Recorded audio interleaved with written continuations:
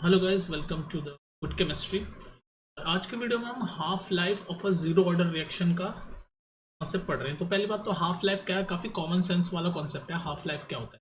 तो मान लो कोई भी रिएक्टेंट है, उसकी जो इनिशियल कंसंट्रेशन है, कोई भी रिएक्टेंट की जो इनिशियल कंसंट्रेशन है, उस इनिशियल कंसंट्रेशन से वो जब अपनी हाफ कंसंट्रेशन तक आता है, मतलब जितनी है, मान लो फॉर एग्जाम्पल इनिशियल कंसंट्रेशन किसी भी रिएक्टेंट की 100 मोल है इनिशियल कंसंट्रेशन, फिर उसका हाफ हो गया, यानी कि 100 का हाफ कितना होता है 50।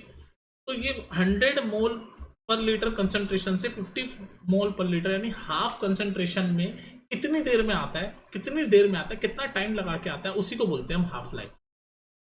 सिंपल सा बड़ा इंट्यूटिव सा कॉन्सेप्ट है कि भाई समझ आनी चाहिए। हाफ लाइफ मतलब वो टाइम जिसमें इनिशियल कंसंट्रेशन से आप उसका आधा हो जाए, और फिर जब ये 50 से 25 मोल पर लीटर हो जाए तो ये अनदर हाफ लाइफ हो जाएगी।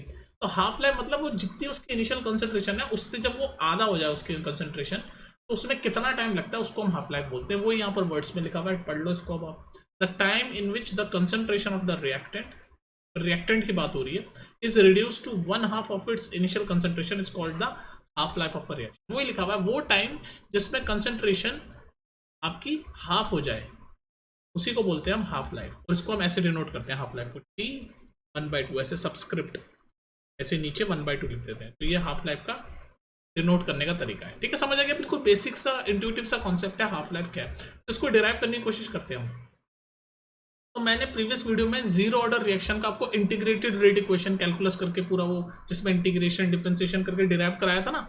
तो जीरो ऑर्डर रिएक्शन का जो इंटीग्रेटेड रेट इक्वेशन है वो ऐसे होती है, कुछ ऐसे होती है। इंटीग्रेटेड रेट इक्वेशन पता है ना आपको? इंटीग्रेटेड रेट इक्वेशन ऐसे होती है, concentration at any time T minus K T plus ln concentration of at the initial. तो ये आपकी थी इंटीग्रेटेड रेट लॉ, ये मैंने डिराइव करवाई थी आपको। इसको बोलते हैं हम इंटीग्रेटेड रेट लॉ या integrated rate equation, integrated rate law या फिर integrated rate equation of zero order. ये जीरो ऑर्डर की थी, जीरो ऑर्डर। ठीक है, integrated rate law of zero order.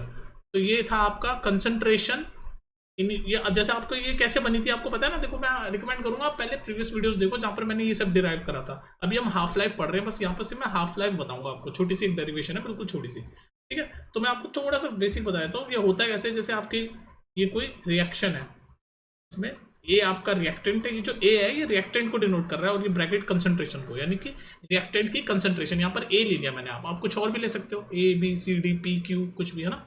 तो ये ए रिएक्टेंट है और ये प्रोडक्ट बन रहा है बी। तो ये आपकी एक रिएक्शन है, ये आपकी एक रिएक्शन है मान लो। तो इस रिएक्शन में ये रिएक्टेंट है ना ए, तो हम रिएक्टेंट साइड को ही लेके आपका ये प्रूव करते हैं इंटीग्रेटेड रेट लॉ, या फिर रेट लॉ भी हम रिएक्शन साइड पे लेते हैं। तो वही करके हमने ऐसे ही डिराइव करा था।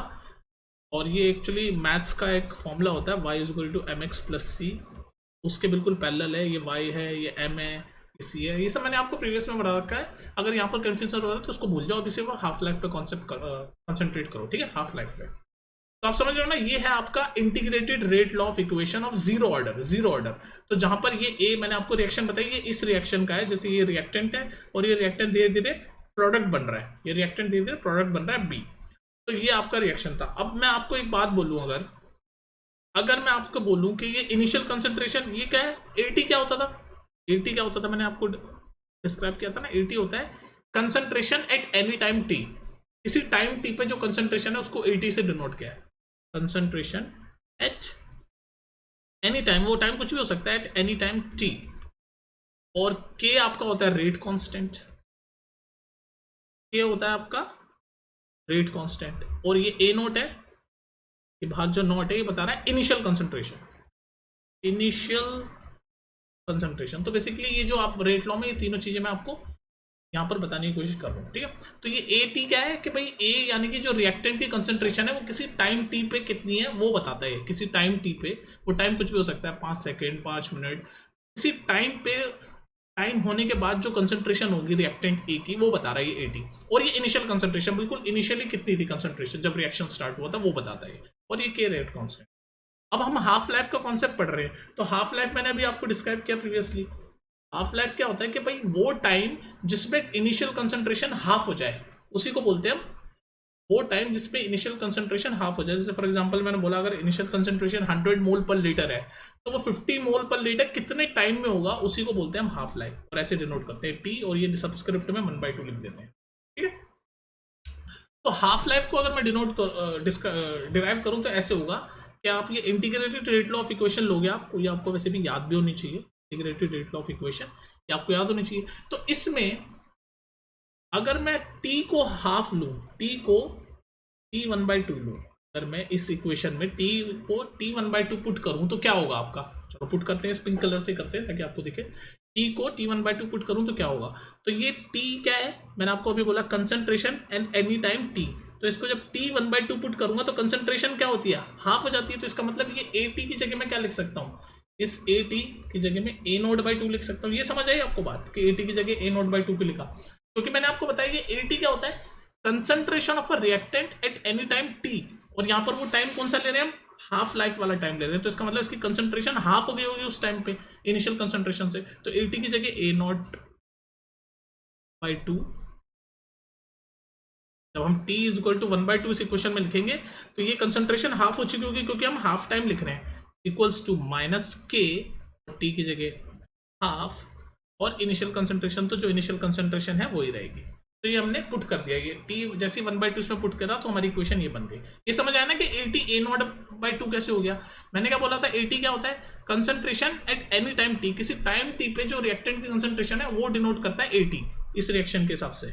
तो यहाँ हमने जब t हाफ लेंगे तो वो कितनी हो जाएगी, हाफ अगर लेंगे यानी कि इनिशियल कंसंट्रेशन का आधा, तो वही लिख दिया मैंने, इनिशियल कंसंट्रेशन का आधा हो जाएगा, क्योंकि हमने t 1/2 ले रहे हैं। तो वो पुट किया तो आपका ये आ गया। अब यहाँ से हम इसको सॉल्व करने चले गए, t हाफ के लिए सॉल्व करेंगे इस इक्वेशन को, तो ये a0 उधर भेज देंगे लेफ्ट साइड में, तो क्या हो जाएगा आपका a0/2, और इसको भेज दिया तो माइनस a0, और यार राइट हैंड साइड में माइनस के टी 1/2 तो है। इसको सॉल्व करो, a0/2 माइनस a0 यानी कि माइनस a0/2, और यहाँ पर minus K T half, minus से माइनस साइन कटा, यहाँ आगे मैं आगे का यहाँ सॉल्व कर रहा हूँ ब्लू कलर से ताकि आप कंफ्यूज ना हो। तो हमारे पास बचा a0/2 इक्वल्स टू के टी हाफ, और यहाँ से टी हाफ के लिए हम सॉल्व कर रहे हैं, तो टी हाफ की वैल्यू क्या हो जाएगी, a0 यानी इनिशियल कंसंट्रेशन अपॉन 2k। ये हो गया डेरिवेशन, देख लो ये हाफ लाइफ का डेरिवेशन हो गया, हाफ लाइफ का डेरिवेशन हो गया कि initial concentration of a reactant, a0 क्या होता है, initial concentration of a reactant upon 2k, k क्या होता है, रेट कांस्टेंट। तो ये हाफ लाइफ जीरो ऑर्डर का, जीरो ऑर्डर रिएक्शन का हाफ लाइफ का फॉर्मूला ये होता है। तो अब ध्यान से अगर आप देखो कि जो हाफ लाइफ का जो टाइम जो t 1/2 है, जो हाफ लाइफ है वो डायरेक्टली प्रोपोर्शनल है इनिशियल कंसंट्रेशन के, तो आप बोल सकते हो t half is directly proportional to initial concentration और inversely proportional to rate constant. तो आप यहाँ बोल सकते हो t half is inversely proportional to rate constant. इस फॉर्मूले से जो हाफ लाइफ का फॉर्मूला है, इससे हमें क्या पता चला कि t हाफ जो है वो डायरेक्टली प्रोपोर्शनल है इनिशियल कंसंट्रेशन से और इनवर्सली प्रोपोर्शनल है रेट कांस्टेंट। ये पता चल चुका है हमें इस फॉर्मूले से। अब एक और चीज जरा जान लो, लास्ट चीज, फिर ये वीडियो खत्म होगी आपकी। अभी हमने फॉर्मूला देखा कि टी हाफ यानी half life equals to initial concentration upon 2k। ये हमारा फॉर्मूला बना हाफ लाइफ का, अभी हमने डिराइव किया। और हमने ये भी बताया इस फॉर्मूले से कि टी हाफ जो है वो डायरेक्टली प्रोपोर्शनल है इनिशियल कंसंट्रेशन के, और टी हाफ जो है वो इनवर्सली प्रोपोर्शनल है रेट कांस्टेंट के। हमें पता चल गया। तो अगर मैं इसका ग्राफ बनाऊं, अगर मैं इसका ग्राफ बनाने की कोशिश करूं तो कैसा बनेगा बताओ। ये वाला अगर मैं ग्राफ बनाऊं इनिशियल कंसंट्रेशन का और टी हाफ का, तो कैसे बनेगा, डायरेक्टली प्रोपोर्शनल है ना, तो ऐसे ग्राफ बनेगा इसका। देख लो, ये हम लेंगे टी हाफ और ये अगर मैं लूंगा इनिशियल कंसंट्रेशन, तो आप देख रहे हो ना डायरेक्टली प्रोपोर्शनल है। तो डायरेक्टली प्रोपोर्शनल मतलब अगर टी हाफ बढ़ेगा, डायरेक्टली प्रोपोर्शनल का मतलब क्या होता है, अगर टी हाफ बढ़ेगा तो इनिशियल कंसंट्रेशन भी बढ़ेगी, या फिर उल्टा बोल सकते हैं अगर इनिशियल कंसंट्रेशन बढ़ेगा तो हाफ टाइम भी बढ़ेगा। टी हाफ मतलब हाफ टाइम, हाफ लाइफ या हाफ टाइम, कंफ्यूज मत होना है ना, हाफ लाइफ ये है हाफ लाइफ। तो ये डायरेक्टली प्रोपोर्शनल है, मतलब अगर हम इनिशियल कंसंट्रेशन हमारे रिएक्टेंट की बढ़ाएं, ये रिएक्टेंट ही है ना, ए साइड हमारी रिएक्शन ऐसे थी, ये ए जो है रिएक्टेंट साइड ही है, तो अगर हम इनिशियल कंसंट्रेशन रिएक्टेंट की बढ़ाएं तो हाफ लाइफ भी बढ़ेगी। हाफ लाइफ मतलब उस इनिशियल कंसंट्रेशन को आधा होने में कितना टाइम लगेगा वो भी बढ़ेगा। तो आप इसको देखो कॉमन सेंस से भी सोच सकते हो कि अगर हमारे पास बहुत सारे मॉलिक्यूल होंगे इनिशियली तो उसको आधा होने में टाइम ज़्यादा लगेगा, तो तभी तो हाफ लाइफ ज़्यादा होगी। तो ये टी हाफ और इनिशियल कंसंट्रेशन का ग्राफ ऐसे बनेगा, ऐसे। ये टी हाफ और इनिशियल कंसंट्रेशन का ग्राफ है।